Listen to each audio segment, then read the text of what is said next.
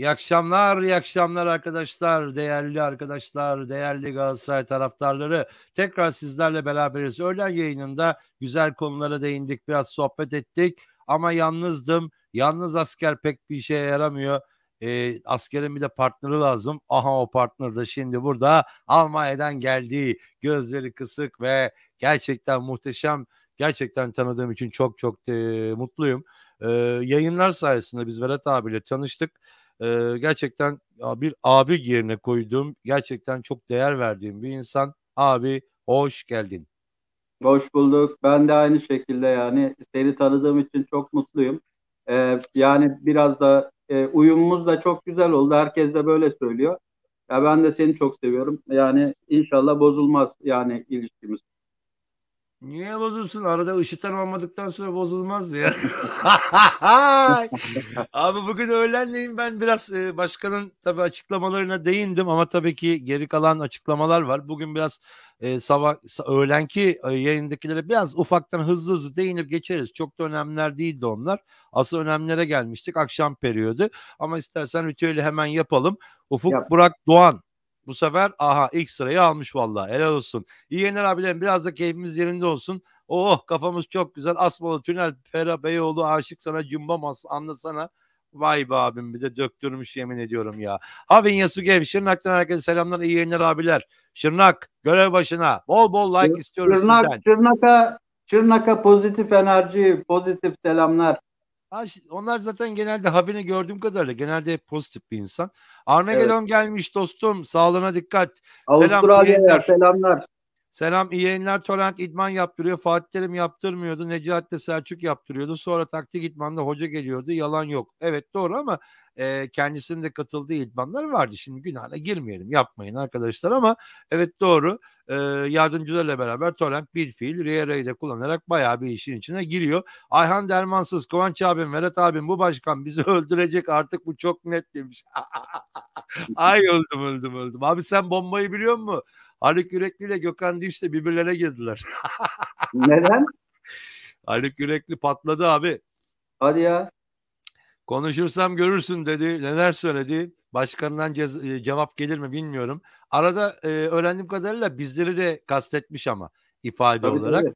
Ben Ama bir genel yerde olarak hedefte Işıtan Gün'e yaptıkları o röportajdaki tavırlarından dolayı iki tane, ben medyacı değilim tabii ki, meslektaş diyeceğim ama iki arkadaşı olmuş. Ben onları severim aslında. Özellikle Haluk farklıdır ama başkanla bayağı bir sorun yaşayacaklar. Hatta aldığım bilgiler doğruysa galiba bizler de biraz yaşayabiliriz, haberin olsun. evet Serp bize de çaktı. Bizi de dinliyorlar abi. Bizim aynı söylediklerimizin şeyini karşısını söyledi.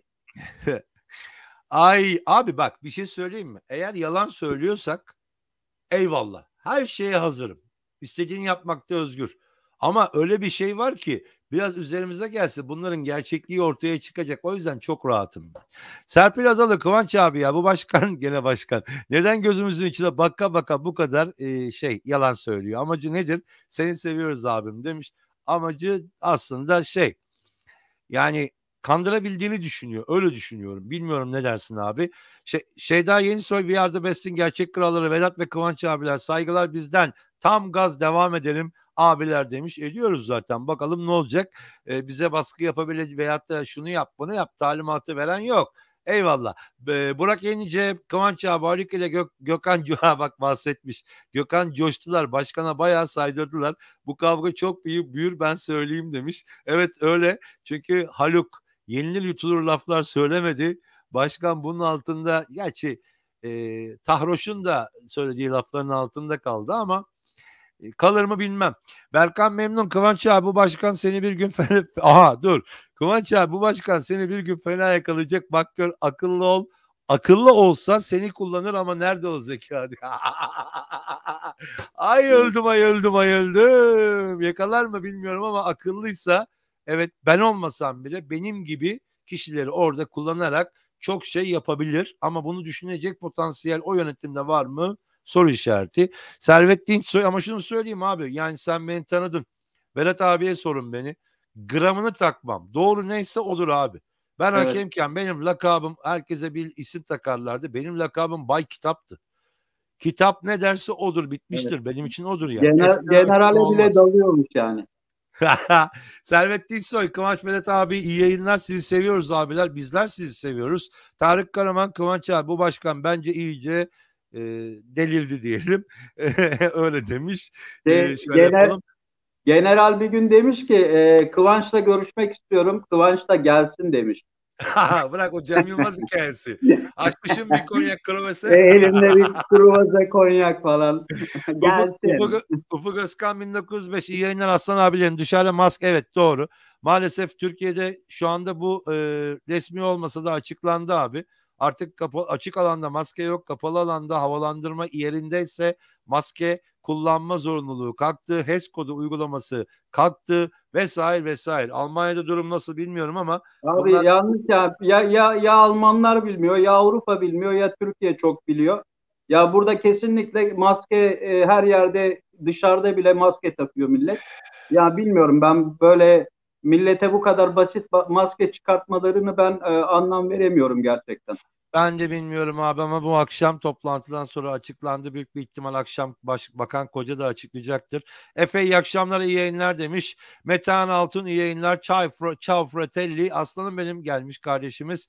İyi yayınlar Kıvanç Ameret abim gelmişken tekrarlayalım. Aslanım benim 1905 kanalına da hepinizin desteğine ihtiyacı var arkadaşlar. Lütfen destek olmaya devam edelim. İçinizden kim olursa olsun yayın yapmaya karar verirse Berat abinizle ben elimizden geldiğince destek olmaya hazırız arkadaşlar. Atakan'ın gelmiş. Selamlar, iyi akşamlar abilerim. Sevgiler, seviliyorsunuz. Ben geldim. Ya Atakan sen copy paste mi yapıyorsun anlamıyorum. Her seferinde aynı cümle abi ya. Yok yok. Burak Şipal. Atakan Bremen aslanımız bizim. Atakan'a laf yok. Yok canım ben laf atmadım dur. Aman ha aramızı bozma. Burak Şipal Mersin'den selamlar iyi yayınlar. Atakan 1905 Bakan Koca açıkladı. Açık havada maske şartı kalktı. Metin abim seni seviyorum abim kendine iyi bak. Atakan 1905 arkadaşlar Berat Erol Bavyeralı Bruder tıklamayı unutmayın demiş. Atakan bugün kimi tıklıyoruz Berat abi? Öğlen bendim. Havin Yasuge neşeli bir emoji. Eyüp Ensar Özaltın son dakika kadın basketbol takımımız Euro Cup Women mücadele edecek Rus takımların men edilmesi nedeniyle turnuvaya geri döndü. Bu güzel bir haber. Ben de yeni haberdar oldum. Eyüp helal olsun. İyi takip ediyorsun. Dolap Devri Sabri selam beyler. Nerede bu Emre? Nerede bu devlet? Nerede? Nerede? Emre gelir meraklanma. Eksa Hanıer iyi yayınlar abiler. Emirhan Uysal Adana'dan selamlar abiler demiş. Adana sıcak mı bilmiyorum ama burası bugün dehşet soğuktu. Atakan 1905 Galatasaray uzun zamandır devam eden Galatasaray Adası ile ilgili davada 22. İcra Hukuk Mahkemesi'nin sarı kırmızıların lehine vermiş olduğu tahliye kararının Yargıtay'ın onayladığı açıklandı. İstinaftan sonra gitmişlerdi. İstinaf bu karar verince zaten olay bitti ama devamında nasıl bir süreç olacak bilmiyorum. Kemerburgaz devam ediyor. Murat Esen, Kıvanç abi, Meret abi, Emre kardeşim iyi yayınlar selamlar. Murat bugün Murat Esen ilk defa birinciliği kaptırmış, bir de kaçıncılığa düşmüş yani. valla Murat ne oluyor? Performans düşmesin. Ahmet Başman Kıbrıs'tan selamlar abilerim demiş. Ne Kıbrıs'tan? bu ya, Kabristan gibi. Valla öyle anladım Kıbrıs'tan, ben. Hasan Kıbrıs'tan herhalde. Hasan geldi Kıbrıs'tan. benim abilerim adamsınız demiş. Sizler adamsınız. Bengüsü Özer canım kardeşim benim. İyi yayınlar abilerim demiş. Mesut Zengin selamlar abiler. İşler yine karıştı. Maskede komple kaldırın gitsin. Zaten hemen hemen öyle oldu. Havin Yasuke koronada negatif hayatta pozitif olacaksın. Yani o da bir gerçek. Pozitif Bir de olmaya şey abi, çalışıyoruz. bunlar bence yani bu sürü bağışıklığına bağladılar olayı. Yani olacak şey değil abi. Bütün Avrupa maske takıyor hala ve aşılama oranı Türkiye'den kat kat üstün. Ya ben şaşırdım kaldım abi ya. Neden böyle acaba? Eyüp Ensar FIBA'dan resmi açıklama geldi. Koçum harika. Metin abi emekli bir asker Almanya Büyükelçisi dedi. Bak. Gene Metin abi uğraşmaya başladı Öğret abi. Soner Atay iyi yayınlar sizce İbra olabilirmiş yönetim. Ne olur düşüncelerini bunu açıklayacağız. Özcan Çetin Çin'den selamlar. Haşin. Eyvallah kardeşim. Atakan 1905 salladım bu arada bilmiyorum. Burak Elmas Haluk Gökhan abi ve ya işsizler demiş. İşsizler demedim. Eski gazeteciler işini Yok, kaybetmiş gazeteciler şeklinde işsiz, konuştu. işsiz gazeteciler dedi. Tamam, Ya işsiz işin, demişiz. işin garibi de kendisi de işsiz yani. Anlıyor musun? Haluk'un söylediği bir cümle geldi kulağıma. Öldüm öldüm. İngiltere'den işsizlik maaşı alıyormuş, biliyor musun Burak Evet Elmas abi ya. Başkan? Evet abi, adam kendi Hii. işsiz, başkasının işsizliğine şey yapıyor. Hala Şaşırdım. Galatasaray Başkanı da şey değildir ha. Bir iş değildir yani. Hala işsiz yani. Ali Demirel çok güzel bir cümle kullanmış. Abi maskeler kalktı. Yönetim de artık kaldırır mı maskesini? Vay, çok ağır bir laf. Ali saklan, Burak Başkan görmesin. Vallahi dava açar. Lider Bozkurt selamlar, iyi yayınlar. Yerimizi aldık. Armageddon nelerin altına kaldı? Bunun altına mı çıkacak Burak ya? Dolapdere Sabri. Kıvanç Reis başkanın kafes dövüşüne de yok, kıyamam. Ama seve seve Fortuna Sittard'dan 2 kişiyi davet edebilirim. Evet. Keyif de alırım. Eminim sizler de bir keyif sigarası yakarsınız, içmiyor olsanız dahi. Abi o da çok çok hafif gelir sana abi ya. Yok, öbürü de. Bir tane var İşte ya, menajerden evet, bozma. start biraz Rusya, şey gelir sana. ya IŞİD'e şey yaparım ya, Musa'ya havale ederim. O da keyif yapar onunla. Ruşen Mehmet Alkan, iyi yayınlar abiler. O biz de böyle konuşuyoruz. Şimdi başkan da izleyip de Vedat'la Kıvancı yakalayın diye talimat vermesin, anasını satayım. Vallahi Evet. yapar mı, yapar yani. Evet, iyi akşamlar abiler demiş Mert. Hasso Otami Otmane bir emoji koymuş. Emojiyi göremedim Hasso, kusura bakma. Murat Mesut Zengin. Kıvanç abi siz saygısızlık yapmadınız ki, ya da ben şahit olmadım. Gökhan çok yaptı, bir de Beşiktaş'tı. Gökhan'ın yaptığı saygısız. Aslında bak, mesela basın toplantısında keşke Gökhan'ın o dirayetini Galatasaraylı muhabirler gösterebilseydi. Fakat Işıtan'la yaptığı, bak Işıtan'ı bitim kadar sevmiyorum. Nefret ediyorum. Galatasaray'a gelmiş en kötü adamlardan, bak içimden gelerek söylüyorum, ama o programda da abi adamı sen röportaj mı yapıyorsun, sorguya mı çekiyorsun?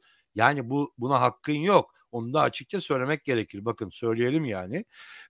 Metin 19 Armageddon'a laf atmış. Haşim Çakır. Metin abi de bugün herkese laf atıyor ama Haşim Çakır, Kıvanç abi sen de askeriyeden kalma kural ve disiplin özelliği var. Emir neyse demiri keser tarzında. Yok. Askeriyeye çok ters bir adamdım.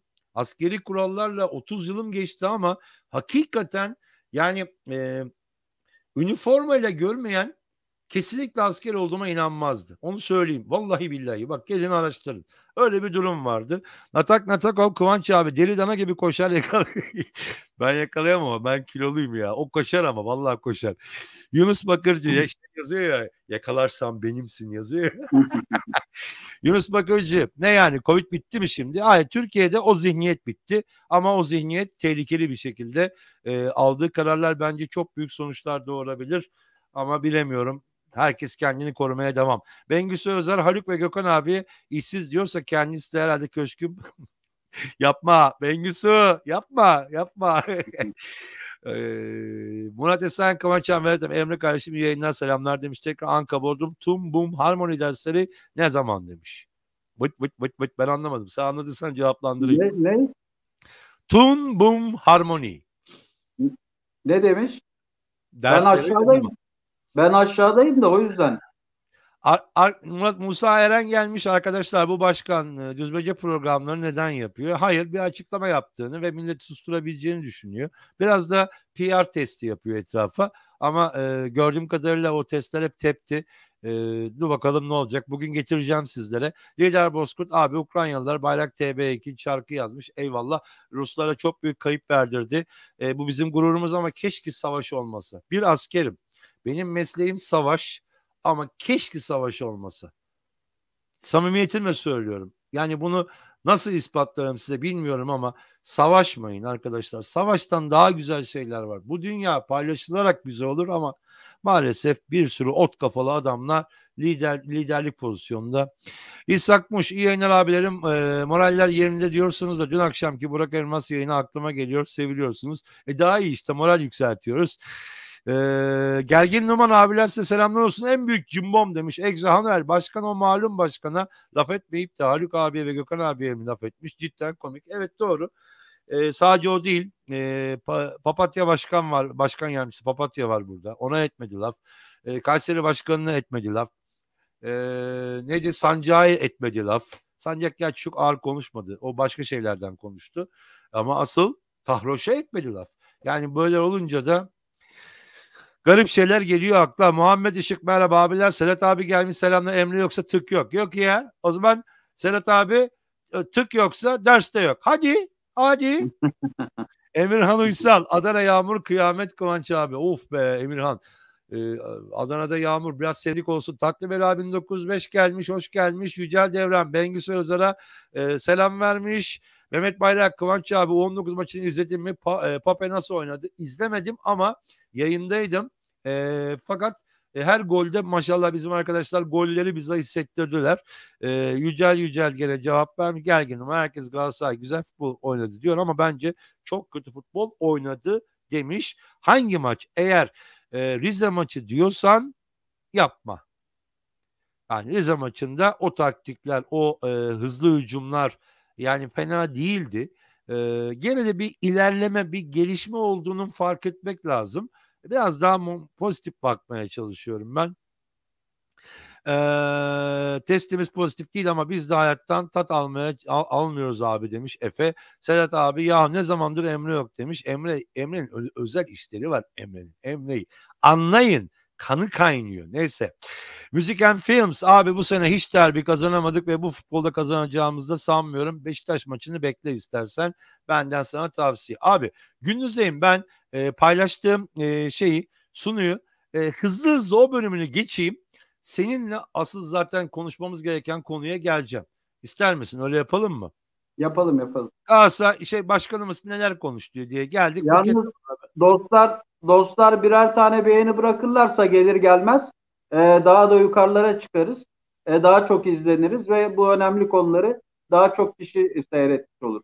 Arkadaşlar bu hızlı geçtiğim yerleri gündüz yayınında tekrar izleyebilirsiniz. Sunuları bitirelim. Tüm konular tamamlansın diye hızlı geçeceğim. O yüzden lütfen yanlış anlamayın. Eyüp abin gelmedi. Musa arkada bu sefer. Armageddon. UEFA'dayken bu Ukrayna-Rus mücadelesi, Rusya'nın işgali hakkında oradaki telaştan bahsetti. Girişte abi. Tabii ki çok önemli bir durum. Neden? UEFA'yı çok etkileyen bir durum. Çünkü UEFA'nın tüm organizasyonlarındaki en büyük sponsor Gazprom. Orada bir telaşı olması bence gayet normaldi. Ama Galatasaray'ın DNA'sında barışçıl bir DNA var. Dolayısıyla biz herkesin barış ortamında yaşamasını istiyoruz dedi. Ama ben ona bir cevap verdim. Evet doğru ama bazıları barıştan pek anlamıyor. O yüzden birazcık bir şeyler yapman gerekiyor Sayın Başkan diye bir cevap verdim.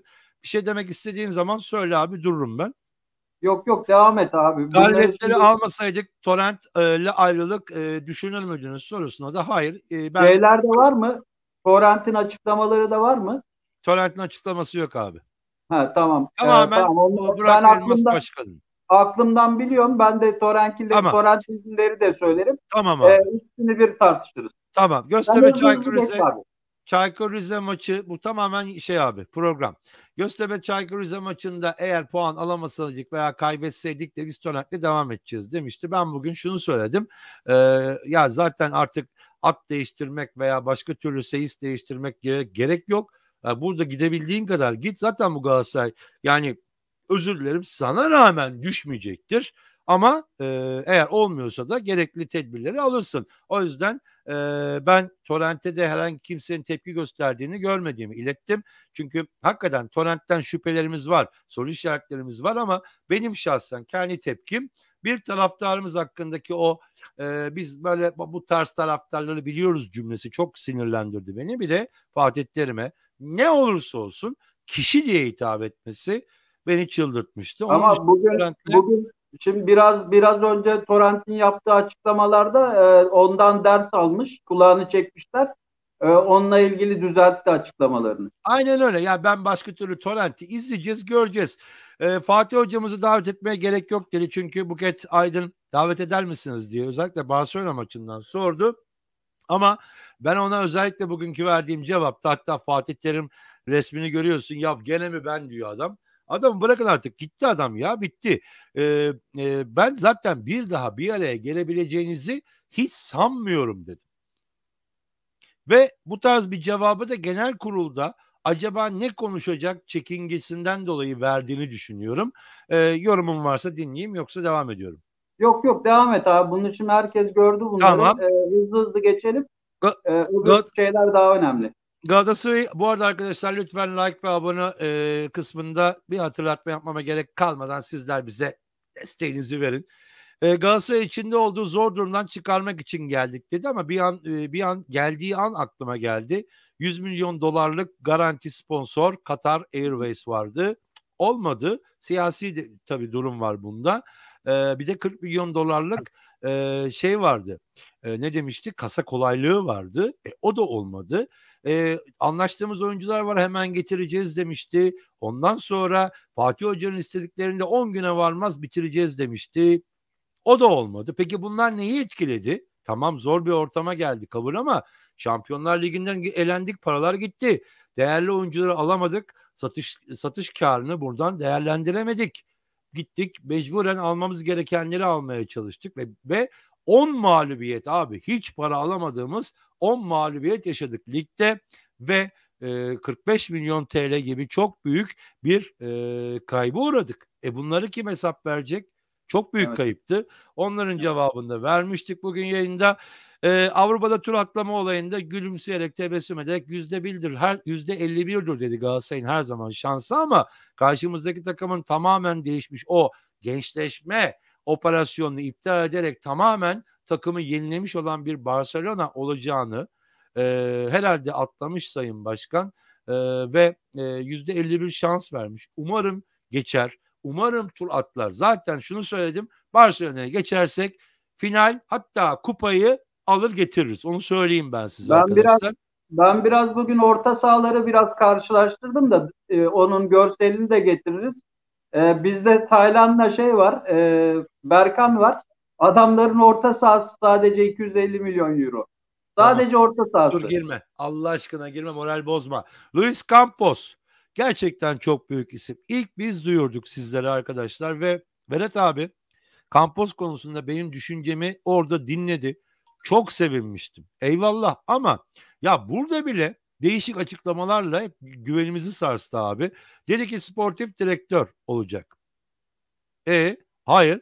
Şimdi ne pozisyon diye sordu Buket Hanım. Dedi ki danışmanım oldu. Tabii kabul etmedi çünkü. Ne Evet, yapacak? Adam sana mı şey yapacak?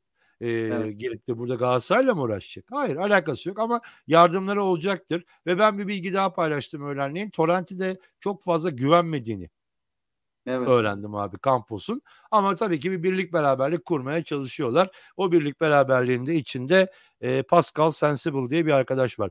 Ya bu sorudan sıkıldım abi. Artık gına geldi. Bu takımı kim kurdu? Fatih Terim mi, Burak Elmas mı? Ya bu soru sorulmaktan bıkılmadı abi Evet. ya. Yani bir de Bıkılmadı ya. apaçık ya. Cevabı da apaçık. Yani Abi nasıl söylüyorlar anlamıyorum. Burak Elmas'la Fatih Terim bir araya gelip bu Aynen. takımda bu hale getirdiler. Yani Aynen. kim kurdu? Niye sorulur Evet. bu soru? Ben anlamış değilim. Çok uzatmıyorum. Devam ediyorum şimdi yeni yansılara gelene kadar. Abi Gerson transferini sorduklarında gene çok değişik cevaplara girdi. Ben bir tek soru soruyorum. Sayın Başkan, asıl soru şu aslında bu konuda. Şu gördüğün resimdeki grubun birbirleriyle olan temasları, konuşmaları neydi? IŞİD'den ne istedi? Buna cevap verdiğin gün gelip ben senden herkesin önünde özür dilerim dedim. Abi orada neler döndüğünü biz çok iyi biliyoruz da bir gün zaten çıkacak birisi anlatacak onların içinden. Herkes öğrenecek ama biz ne kadar söylersek söyleyelim belgesiz olduğu için sadece biraz şey yani fragman verebiliyoruz. Yani şöyle söyleyelim tamamen Jetson bizim kapımızın önünde yatıyordu arkadaşlar. Tamamen Eşit Angün ve başkanın tasarrufudur Jetson'ın alınmaması, onu söyleyeyim size. Sensible'ın 4 milyon euro kazandığını bile söylediler diyerek sosyal medyaya, YouTube kanallarına ve başka yerlere laf attı. Ama ana medyaya hiç laf söylemedi. Ana medyada asıl bunlar konuşuldu. ve ana medyanın yaptığı bu haberlerle ilgili de herhangi bir aksi açıklama yapmadı. Ve Evet abi. Selim benim gibi, Eyüp gibi, Vedat ve Günay gibi arkadaşları, belki Ajans 1905, belki Spor Dijital, onları hep suçlayarak bu konuları geçiştiren bir cevap verdi. Halbuki biz şu cevabı vermiştik: 400 bin euroya Sensible'la anlaştılar. Bitti, Bak nokta. bak abi. Bak, e, Fenerbahçe medyası ve Beşiktaş medyayı şu anda iki tane yani camia ele geçirmiş durumda. Beşiktaş ve Fenerbahçe. Aslında Bakın, asli olarak Beşiktaş'ın elinde abi. ama bakın yani bütün spor programlarına bakın, bütün televizyonlarına, genel yayın müdürlerinden tutun, spor müdürlerine kadar, ondan sonra yorumcularına kadar ya Beşiktaşlı ya da Ali Koç'un reklamlarından korkup Ali Koç'a hiçbir şey söylemeyen bir Fener medyası ve bir Beşiktaş medyası var. Ve bu adamlara karşı hiçbir şey söylemiyor. İşi gücü YouTube abi, sosyal medyayla. Sosyal medya doğruları söylüyor kardeşim. Biz 400 bin euro dedik. Senin o esas o çatman gereken, kavga etmen gereken medya 4 milyonu çıkardı. Biz hiçbir zaman ağzımızdan 4 milyon diye bir şey çıkmadı. 400 bin dedik ve 400 bin de dedik. Yok, Şu çıktı. anda Bizden değil. Ana medyada çıktı. A Spor'da evet, çıktı mesela. dedim ya Beyaz işte, TV'de çıktı mesela. dedim ya işte senin kavga etmen gereken medyada çıktı aslında. Onlar 4 milyon dedi, biz 400 bin dedik. Ama onlara hiçbir şey abi, bak hiç ne A Spor'a, ne başka bir şeye, ne NTV'ye, MenTV'ye, hiçbir şeye onlara hiç laf yok. Sırf abi sosyal medya, sosyal medya. Abi bir diğer saçmaladığı diyeceğim başkana, saygısızlık olmasın. Bizim başkanımızdır, ne olursa olsun. Maliyeti 30 milyon euro olan Falcao örneği verdi. Bu son yansıydı gündüz verdiğim. Şimdi devam edeceğiz abi. Ya arkadaş, ben anlamıyorum. Hani dedi ki geldiğini de gördünüz, nasıl geldiğini gördünüz, bir de nasıl gönderildiğini ve gidişini gördünüz. Böyle hataları Galatasaray yapmayacak dedi. Ama örnek verdiği kişi artık futbol hayatının sonuna gelmiş, kendini ispatlamış. Bundan sonra aşağı doğru eğimi olacak bir kişi. Ama diğer söz konusu kişi 22 yaşında civa gibi ve aldığının kat be kat fazla üstüne satıp para kazanacağım bir kişi. Ya ortada da 3 maçta Rize'de yaptıkları ve bu ilgisini kıyaslayarak Abi o 3 maça ne niye yapmak bakıyorsunuz? anlamadım. Bak, o 3 maça niye bakıyorsunuz abi? Bu bizde de oynadı bu adam. Bizde kaç maç oynadı? Abi Bizde şey, o oynadığı önemli değil de şunu sorayım ben sana. Birisi 22-23 yaşında Gedson Fernandes, ki potansiyeli çok yüksek ve ileride ne olacağı belli. Birisi kariyerini ispatlamış ama artık onu eleyip duvara asmaya hazır bir Falcao. Bu ikisini karşılaştırması, ya futbol zekası konusunda bana soru işareti verdi. Evet abi, bak ben bunu söyleyenle zaten ben stüdyodan falan atarım, yani bırak futbol konuşmayı. Anında stüdyodan atarım. Birincisi, bak kendi kendini ışık hızıyla yalanlayan ilk defa ben birisini gördüm. Her söylediğini 5 dakika sonra veya bir saat sonra veya bir gün sonra anında kendisi yalanlıyor. Bak ne dedi abi, bu yazılı açıklama yaptı bunlar. Ee, Dediler ki Falcao'ya 23 milyon euro dediler, masraf yapıldı dediler. Dün gece çıkmış 30 milyona çıkardı. Açık arttırma var. Birincisi bak. İkincisi, Jetson Fernandes dedi gitmesine, dedi biz dedi pişman değiliz dedi, tamam mı? Bu kadar yani yapmacık, bu kadar yanlış böyle bir şey söylem. Sen Galatasaray başkanısın. Sen Galatasaray'ın sahibi değilsin arkadaş. Sen nasıl pişman olmazsın? Galatasaray camiası pişman o adam gitti diye. Sen nasıl olmazsın? Bak Yani vardır mesela yani böyle, bak çocukken böyle birisine vururlar, böyle çocuk çocuğa vurur da koluna böyle çok acır, böyle ağlarken acımadı ki, acımadı ki, acımadı ki der ya. bak Aynı bizim başkan da abi. Jackson'ı soruyorlar. Acımadı ki, abi, ben acımadı sana bir ki. şey Biz söyleyeyim. pişman değiliz diyor Bunu abi. iyi değerlendir. Nereyle ne yapsam, ne görüşmesi yapsam vardığım sonuç hep aynı. Burak Elmas evet hatalar yapıyor ama tek adam abi. Etrafında yardımcı olacak hiç kimse yok. Evet abi. Evet. Yok. Bak Bir kasa kolaylığı sağlayan Işıtan Gün var. Onu da o yüzden harcayamıyor zaten. Adam Talip parasını Şahin, isteyecek. Talip Şahin güzel bir yorumda bulunmuş. Demiş ki yalnız başkan İsa'yı transfer yapmadık dediğine %100 katılıyorum. Taraftar transfere karışmasın artık demiş. Bak şöyle bir şey diyeceğim Talip. şöyle bir düşün. Gedson Fernandes şart değil. Senin fikrine göre Galatasaray'ın asıl transfer yapması gereken yer, ben diyeyim sen onaylarsan söyle, orta saha değil mi? Evet. Yani 6, 8 ve 10 numara. Evet Yaptı abi. mı? Yapmadı. O zaman Aynen. taraftar karışır. Taraftar Bir de isyan abi eder. Jetson'ın mevkisi bizim önceliğimiz değildi diyor abi ya. Olacak iş mi ya? Tabii önceliğimiz değildi abi. Öyle önceliğimiz olabilir mi? Kendisi bir kaleci hatası yaptığı için Peyne'yi getirmek zorunda kaldı. Bunu biliyorsun. Evet. Yok Gesson'a değiliz İbrahim. Rahat ol. Devam ediyoruz. Yani özellikle bu haber şu konuda konuşması futbol konusunda bence gerilediğini gösteriyor bana. Bilmiyorum sen ne dersin ve artık şeye geçiyoruz. Yeni maddelere, yeni yansılara geçiyoruz. Fatih Evet. Terim'den ayrılmadı. Fatih Terim'in ayrılık konusunu ve çok konuştuk, çok anlattım. Doğru. Basın toplantısı da yaptı. Fatih Terim kulüpten ayrılmadı. Divan Kurulu üyesi ve Galatasaray efsanesi, bu birlikteliğin sonlanmasıydı. Bir tane birlikteliğin sonlanmasıydı. Her Galatasaray üyesinin yöneticilik ve başkanlık görevine aday olma hakkı vardır. Arzu ederse ileride başka görevlerde alabilir. Yani başkan olma ihtimalini veya aday olma ihtimalini bildiğini ima etti bence. Ama burada benim yorumum belli. Bizler beraber geldiniz. Başarısızlık oldu. Bence beraber gitmeliydiniz dedim. Ama siz suçu ona atmayı tercih ettiniz. Evet, o da suçlu. Fatih Terim de çok hata yaptı. Kabul ediyorum. Ama ona atmak değil, birliktelik, bütünlük olması lazımdı. O Evet. yüzden bundan dolayı tepki gördü ve hiç açıklamayı doğru yapmadı. Ne dedi? Biz dedi karşılıklı anlaşarak ayrıldık dedi, ama sonra tak diye ortaya ne çıktı? Fatih Terim'in yaptığı, arkadan Torrent'le konuşmuş olması vesaire vesaireler çıktı. O yüzden güven sarsıldı başkana. Ne dersin bu konuda abi?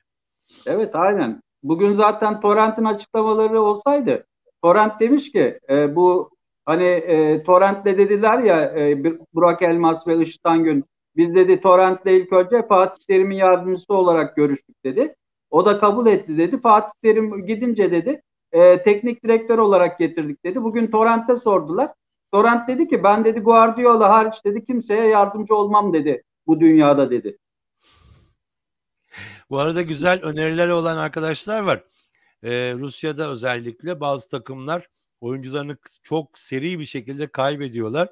Birkaç fırsat transferi olur mu diye sorular geliyor. Neden olmasın, ama bizim önce şurayı biraz transfer etmemiz lazım diye düşünüyorum. Arda'nın resminden bahsetti. İkiye ayırdı. Bir olumlu taraftan dedi ki Fatih Terim'le baba oğul gibiler dedi. Güzel bir yaklaşımdı bence. Ama ikinci taraftan o yorumuna ben de katılıyorum. Hatırla, bu paylaşımı Göztepe'ye getirilmediği zaman hemen bir gün öncesinde yapmıştı. Çok zamansız ve manidar bulmuştum ben de. O yüzden de doğru olmadığını düşündüğünü söyledi. Fakat ben buna bir örnek vermek istedim. Evet, zamanlama hatalıydı. Hatırlar mısın? TFF'nin 19.05'teki açıklamasını. Evet, aynen. Peki bunu doğru bulmuyorsanız Sayın Başkan, TFF'nin yapmış olduğu açıklamaya niye reaksiyon göstermediniz? Yok abi, TFF'ye tık yok. Hem de diyor ki şu anda TFF'de çok iyi insanlar var diyor. Hepsi diyor çok iyi çalışıyorlar diyor. Hepsine güveniyoruz diyor. Hepsi cesurlar diyor. Nihat Bey, Nihat Bey. Yani utanmasa bizden Nihat abi diyecek ama Evet, evet, diyemiyor. evet, Evet abi, yani özetle devam ediyorum. Buket Hanım ilk defa bu programı yaptı ve ilk konuğu Burak Elmas'tı. Bizim için onur verici bir durum. Ama bence yeterli sorular soracak potansiyel yoktu Buket Hanım'da. abi Spordan hepsi anladığı kadar. anlaşmalı. Hepsi Anladı, anlaşmalı sorular. olabilir ama anladığı kadarını sorabildi. Fakat Işıtan Gül meselesi. Bizim şu anda aktif yöneticimiz dedi ve ondan vazgeçmeyeceğini net olarak açıkladı abi. Her dönem maalesef bir kişi üzerinden, bak bu cümleyi lütfen dinle, haklı ya da haksız bir algı oluşturuluyor. Ya bana ne Işıtan'dan ya? Ben niye algı oluşturayım? Veya Vedat Erol veya Galatasaray 1905 Berat, Lider Bozkurt, niye algı oluşturalım? Bana ne bu adamdan? Ama Evet, bazen de yalan dolu linç kampanyaları yapılıyor. Dur evet, belgeleyeceğim başkan. Ben önüne koyacağım o belgeleri. Işıtan Gün bizim şu anda aktif yöneticimiz. Fatih Terim'le ilgili bir tweet'i olmadı. Katılıyorum. Ben de görmedim. Çok gençken attığı, çok genç dediği 11 yıl önce arkadaşlar. 30 yaşının üzerindeydi. Bazı tweetlerde hatalıydı, kabul etti ve özür diledi. Güzel. Erdemli bir cevap bu başkan için. Yani Başkan senden... tweetleri de 33-34 yaşlarında falan attı yani. Genç dediği de Abi o bak, yani. şu açıklamayı okuyunca sen beni anlayacaksın, ona göre yorum yap istersen. Başkan, senden ricamız şu dedim. Işıtan denen şahsa maddi veya başka bir borcunuz var mı? Veya ona mecbur eden başka bir durum söz konusu mu? Biz tespit etmeden edeceğiz abi, ben araştırıyorum. Keşke açıklasanız dedim. Abi Doğruyu söyleyin. Abi bak, Işıtan Gün kayınpederinin iş ortağı abi. Bu yani resmi olarak Kendisinin de kanıtlanmış abi. bir şey. Kendisinde de ortaklığı var. Ama Yani nerede bunu hani ben dolaylı bilemiyorum. olarak tabii ki. Dolaylı olarak öyle Şimdi oluyor zaten. bak, insani olarak da şu açıklamayı yapayım sana. Başkan dedim. Gençken hepimiz hata yaptık. Ben hata yaptım. Vedat abiniz hata yaptı. Hepimiz hata yaptık arkadaşlar. Ama bir kere iki kere olur bu hata. Onlarca tweet aynı konuda ve birbirine benzer atarak tekrarlanan bir durum açıkça bu insanın gerçek yapısını ortaya koyar. Bu bir gerçektir yani. Ayrıca hiç sordu mu genel kurula veya taraftara veya bizlere, acaba bizler özrünü kabul ettik mi? Aynen. Evet yani bizim şeyimize, adımıza adamı haklı çıkarmaya çalışıyor abi. Bugün Galatasaray camiasına, Galatasaray taraftarına aittir. Sen başkansın. Belki 2 ay sonra gideceksin. En fazla 3 sene sonra gideceksin. Esamen bile belki okunmayacak. Belki de çok kötü konuşulacak arkanızda. Ama yani Galatasaray ilelebet kalacak ve 117 yıllık Çınar'ın böyle adamları hala barındırıyorsun içeride. Ne olduğu da belli değil. Beşiktaşlı mı, Fenerli mi, ondan sonra et mi, balık mı, hiçbir şey ne olduğu belli değil. Bu adamı hala kovalamıyorsun ya. Bozuk bir ses kaydı ele geçirdim ama çok bozuk. Onu düzeltsek de net olarak ona ait mi bilemiyorum. Beşiktaş yoluna ölürüm diyor ses kaydında. Evet abi. Bir de ben bu bayan yani bu kadınları, bu yönetimdeki bizim kadınları hiç anlamıyorum abi. Yani bunların nasıl midesi kaldırıyor bu adamlar aynı yerde olmayı? Ben onu hiç yani Biraz engellenmiş olabilirler. Gergin Numan güzel bir cümle söylemiş. Onu sana aktarmak istiyorum. En büyük hatayı bence Fatih Terim yapıyor. Konuşmuyor. Bu taraftarların her şeyi bilmeye hakkı var demiş. Evet. Sence konuşmalı mı, yoksa Abi belli bir noktaya konuşacak kadar zaten. gelmeli mi? Biliyorsun yüz yüze bir divan toplantısını bekliyor şimdi.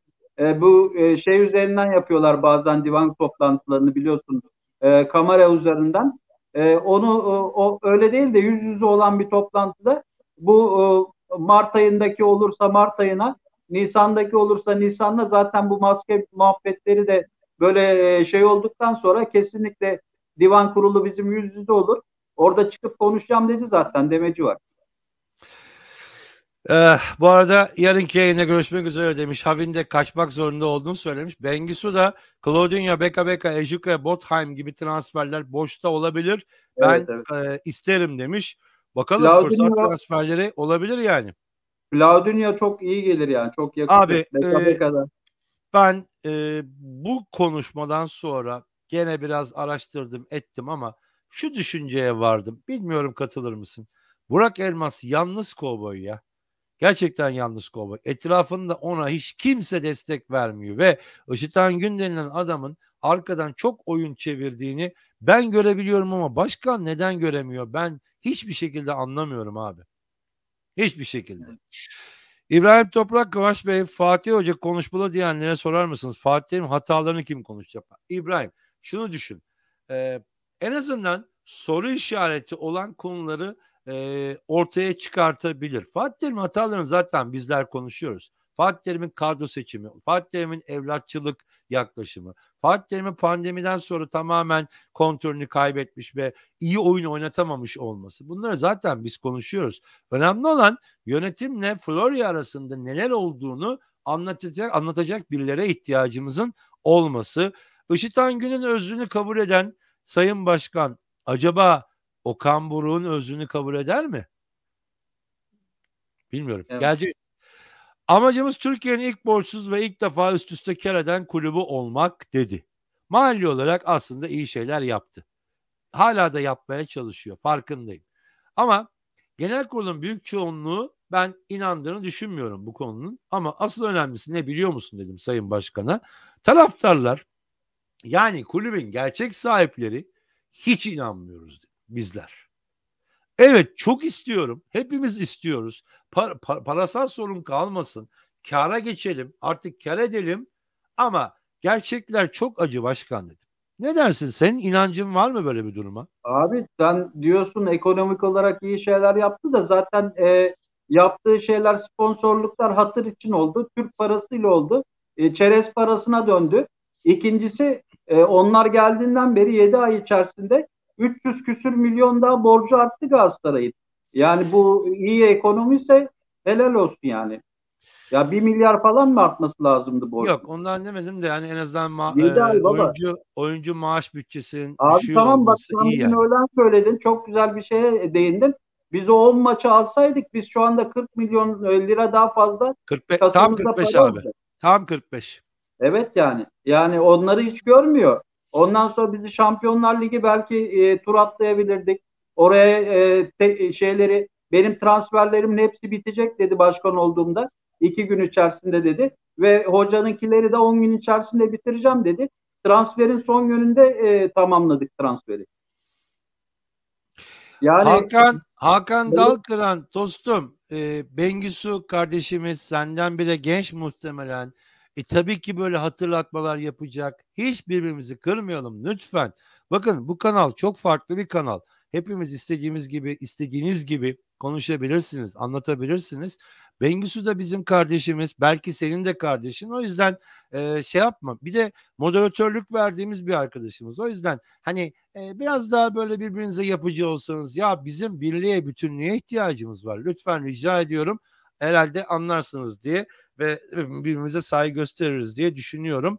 Önemli bir konu çünkü bu. İbra, ben İbra konusunda yaptığı açıklamadan gram bir şey anlamadım. Şimdi Galatasaray tüzüğüyle yönetiyoruz. Galatasaray tüzüğü Galatasaray'ın anayasasıdır. Doğru. Bu durumu kabul ederek aday olduk. Eyvallah. Tüzüğümüze birebir uymaya gayret gösteriyoruz. İbra korkumuz yok. İşimize devam ediyoruz. Üyelerimizin doğru bilgiye karar vermesinin çok önemli olduğuna inanıyoruz. Ortalıkta dolaşan yalan haberleri çıkaran kişilerin Galatasaray'ın geleceğinden hiçbir endişesi yok. Eğer bunu sana, bana, Eyüp'e, Güney'e diyorsa, hocam haddini bil, sen daha tohumken bizler Galatasaraylıydık. aynen. O kadar da yaş farkımız yok ama sen daha tohumken biz Galatasaraylıydık. Öyle şey deme. Ayıptır. Bizler de Galatasaray'ı düşünüyoruz. Eğer bizlere diyorsan. Ama ben senin bizi değil de ana medyayı kastettiğini düşünüyorum burada. Öyle düşünmek istiyorum. İbra edilmezsek tüzük ne emrediyorsa onu yaparız. Biz Galatasaray'ı mahkeme kapılarına götürmeyiz. Abi ne anladın bundan? Abi bugüne kadar dediğin hiçbir şey doğru çıkmadığı için ben de bunun tam tersini anlıyorum. Yani Galatasaray'ı mahkeme kapılarında süründürürüm demek istiyor altyazısı. Yani ben başkana şundan seslendim. Yani İbra olmazsak tüzük ne derse onu yaparız. Mahkemeye gitmem. Güzel ama ya açıkça seçime giderim demedin. Evet. Ondan sonra bizler çıkıp bu cümleleri yorumladığımızda da yalan haber diyorsun. Ben onu demedim öyle diyorsun Ya ki şimdi bak meselesinde ki Okan, kayınpederi Okan meselesinde geleceğiz zaten abi. Evet bak abi. kayınpederi Ünal Aysal, Adnan Polat falan buna gaz veriyorlar şimdi. Seni ibra ettireceğiz koçum diyorlar. Korkma diyorlar. Bu da bol keseden atıyor böyle. Bak bu adam ibra edilmesin aynı gün mahkemeye gider ben sana söyleyeyim. O koltuğu bırakamaz. O zaman da şey der büyük bir ihtimalle. Bilmiyorum, katılır mısın? Yani öyle ama burada bir usulsüzlük vardı. Ondan dolayı mahkemeye gitmek gerekti falan der diye düşünüyorum. Aynen. Aynen. Çamura Mesela yatar. bazı arkadaşlar ibra edilmeyeceğini düşünüyor. Mesela İbrahim de, Kıvanç Bey bu yönetim ibra edilecek demiş. Yani ibra olacağını düşünen arkadaşlar da var. Yani bunlara biz tabii karar veremiyoruz ama görüntü itibariyle ben mali olarak ibra olacağını ama idari olarak ibra olmayacağını düşünüyorum. Ha, bu neyi değiştirir? Onu bilemiyorum ama açıklamasından şunu anlıyorum. İdari olarak ibra edilmezsem mahkemeye gitmeyeceğim, mahkemede süründürmeyeceğim Galatasaray'ı. Bu ne demek? Seçime gideceğim demek. Ama biz yorumluyoruz. Çünkü açık bir şekilde söylemiyor bunları. Ya Devam edeyim zaten mi abi? yani ibra olmayacağını falan anlarsa e, yani ben ibra olmasa da gideceğini düşünmüyorum da mesela doğru olan ibra olmayacağını anladığı anda o ibrasızlık olmaması için mesela der ben seçim yapacağım der Mayıs'ta. Ondan sonra herkes ibra eder. Ama yani onu yapmaz. Ben sana söyleyeyim. Bu sonuna kadar savaşacak. İbra olmazsa da Galatasaray mahkeme kapılarına düşürecek. Bak sen de buradasın, ben de buradayım. Şimdi Lider Bozkurt güzel bir soru sormuş. Abi gerçekten soruyorum. İbra edilmek ne demek demiş. Şöyle, mali açıdan yönetimin tüm yaptığı işler inceleniyor. Genel kurul tarafından veya onlar sunum halinde anlatıyor. Onlara da tabii ki muhtemelen sunumun belgeleri önlerine konuluyor, inceleniyor. Eğer mali açıdan iyi bir sonuç almışlar ve pozitif gidiyorsa mali olarak onaylanıyorlar. Yani parasal yönden iyi çalışmalar yapılmış veya iyi işler yapmışlar şeklinde. Bir de idari ibra var. Bu ikisi ayrı. İdari de Galatasaray'ın ve Galatasaray Spor Kulübü'nün ve branşların veya Galatasaray tesislerinin nasıl yönetildiğini, yönetim şeklinin iyi olup olmadığını, detayları çok fazla da bizler de bilmeyiz ama bu tarz ibrada idari ibra diye Ya konuşuluyor. şey gibi düşün yani okul gibi düşün. Sana sözelden ve matematikten 2 tane karne veriyorlar. O karnelere göre sınıfını geçiyorsun veya geçmiyorsun. Ona göre de eğer mali ve idari ibra edilmemişse ikisini birden yönetim düşüyor. Ama ibra olmuş veya idari ibra olamamışsa o zaman mahkemeden hakkını arıyor ki bunu Mustafa Cengiz Başkan rahmetli onun yönetimi de yaşadı. Diğer başkanlarda da Adnan Polat'ta da oldu bu. Böyle durumlar yaşandı ama ibra konusunda bence üstü kapalı bir açıklama yaptı diye düşünüyorum. Geldik Pep Guardiola'ya. Evet. Guardiola futbolda bir sorun varsa Torrent çözer dedi. Eyvallah. Gerçekten yürekten konuşuyorum. Ee, Kesinlikle eğer öyleyse bak saygı duyarım. Ama Torrent benim çok fazla detaylı görüşe karar verdiğim bir hoca. Lütfen burayı iyi dinleyin. Torrent benim çok fazla detaylı görüşerek karar verdiğim bir hoca. Hani görüşmemiştin. Sadece son anda sen gidip Guardiola ile görüştükten sonra Torrent'le konuşmuştun. Ya bunu bile şey oldu. Bu bile açığa düştü bugün Torrent'in Yani açıklamalarıyla. yani başkanım sana inanmak istiyorum. Sen Galatasaray Kulübü başkanısın. Ama cümle öyle demiyor. Torrent sürecinde Pep Guardiola ile konuştum. Bak Torrent sürecinde dikkat et. Yani onunla başladım demiyor. Torrent'i inceliyorlar.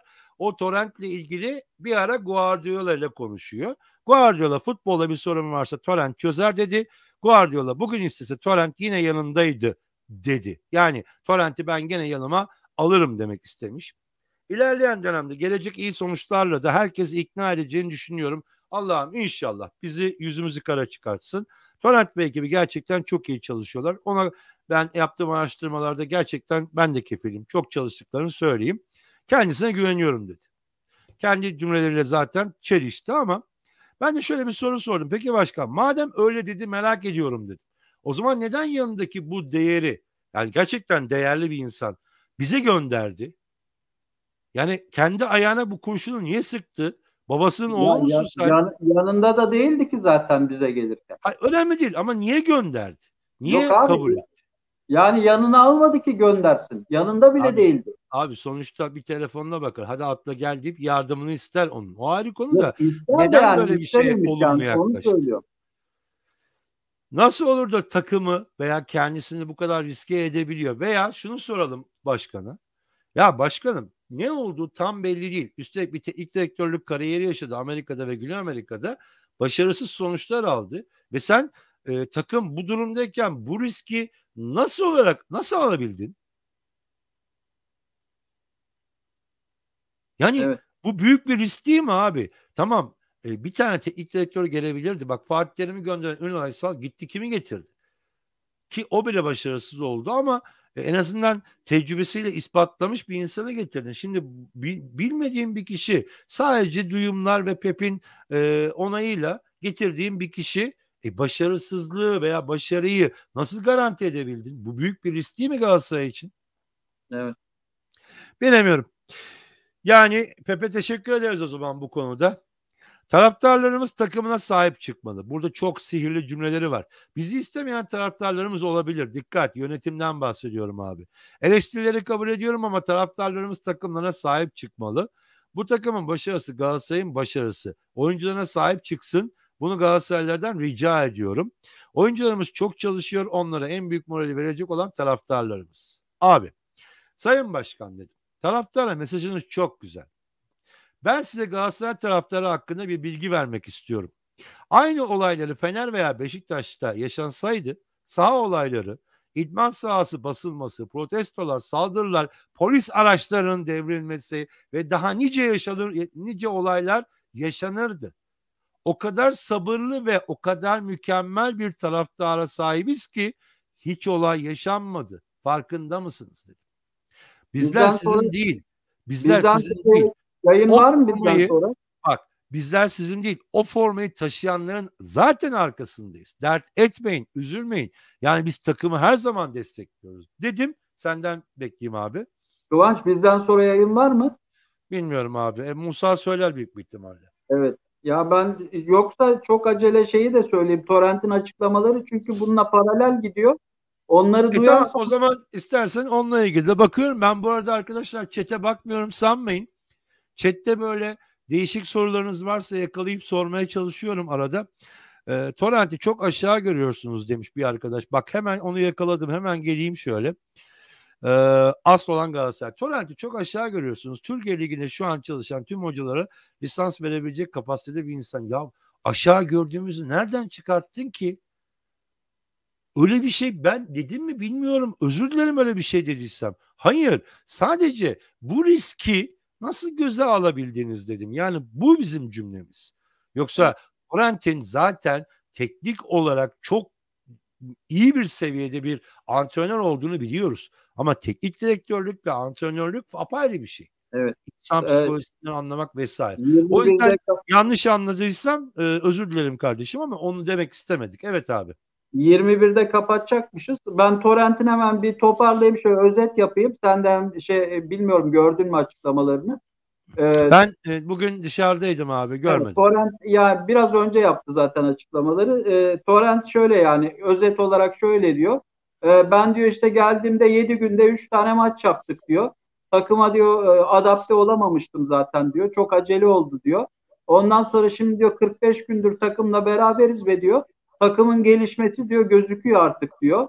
Takım gelişti diyor. Ve diyor bu 45 günü diyor bir sezon başı kampı olarak değerlendirin diyor.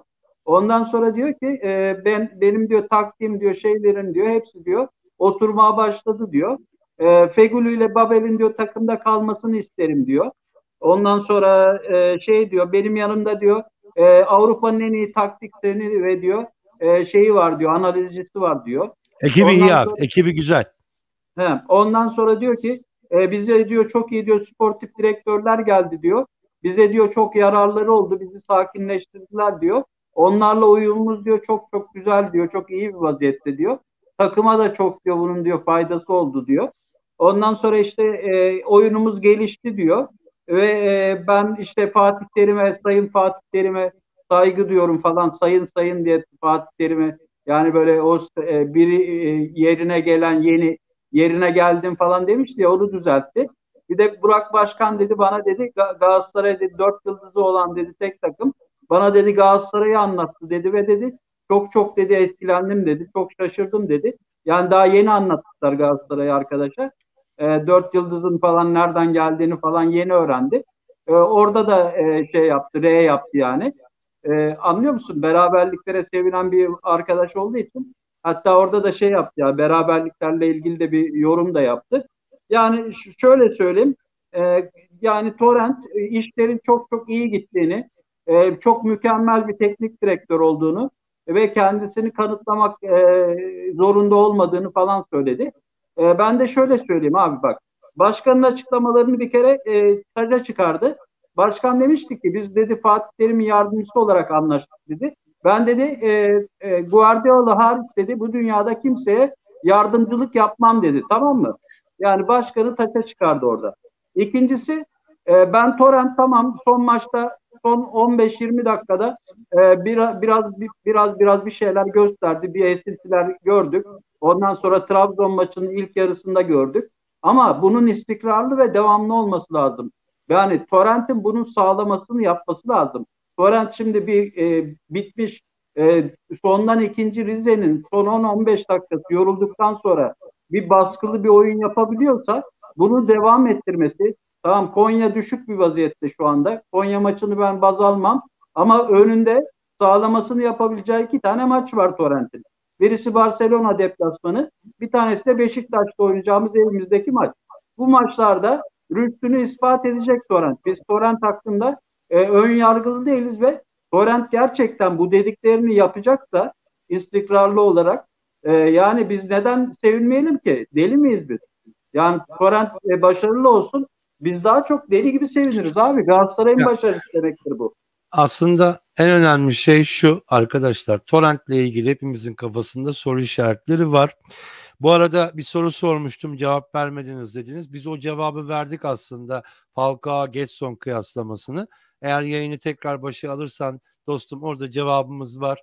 Biri geleceğe yönelik bir transfer, birisi ise artık futbolu bitirmek üzere olan bir transfer. İkisinin kıyaslanmasını doğru bulmadığımızı söyledik.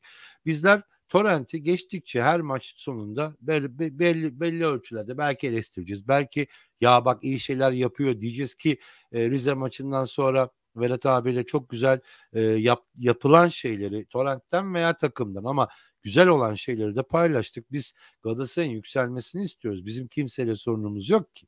Benim sorunum var. Benim bir kişiyle sorunum var.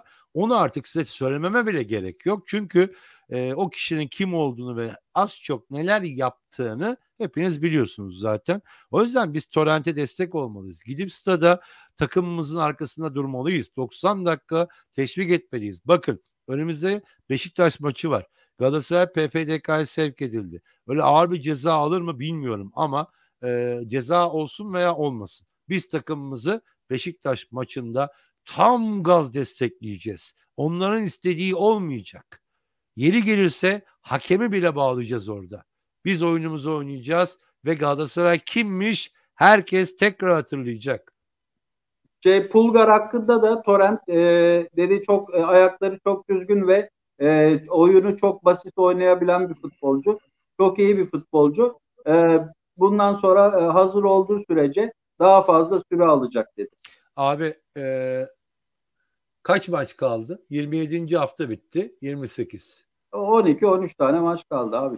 O zaman 12-13 maç kaldıysa o zaman oynatmasın. 3-4 maç daha böyle gitsin. Evet. O zaman ne zaman oynatacak abi? Yani ne oldu? Bir sıkıntı mı var? Bilemiyorum. Arkadaşlar saat 9'da herhalde yayın var ki Musa bizi uyardı.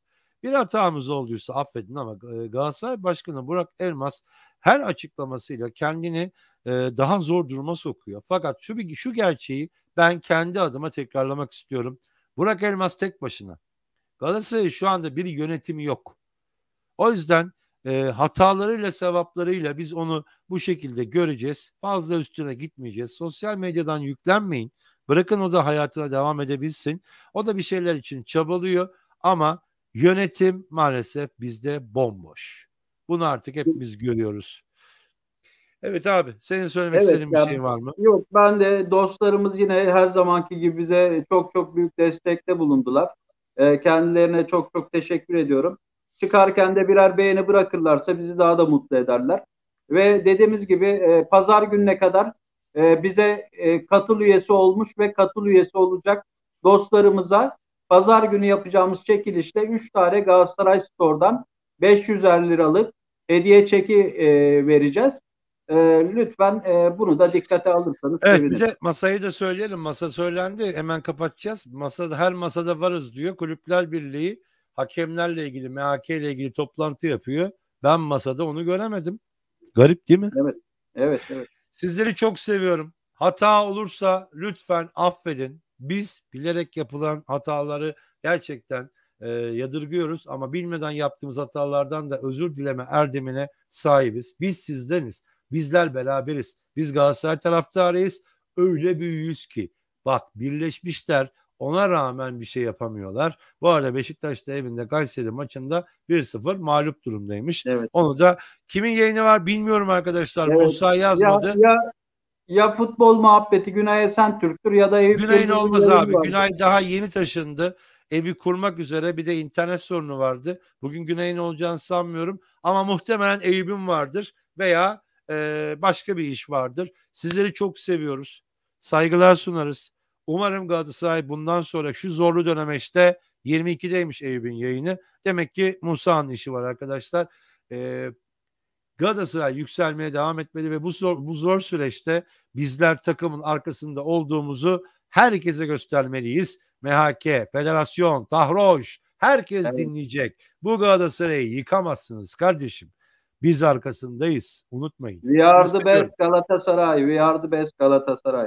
Görüşürüz arkadaşlar. Abone olmayı unutmayın. Katıl üyesi olursanız da pazar gününe kadar, pazar günü güzel bir çekilişte size Vedat abimizin sürprizi var.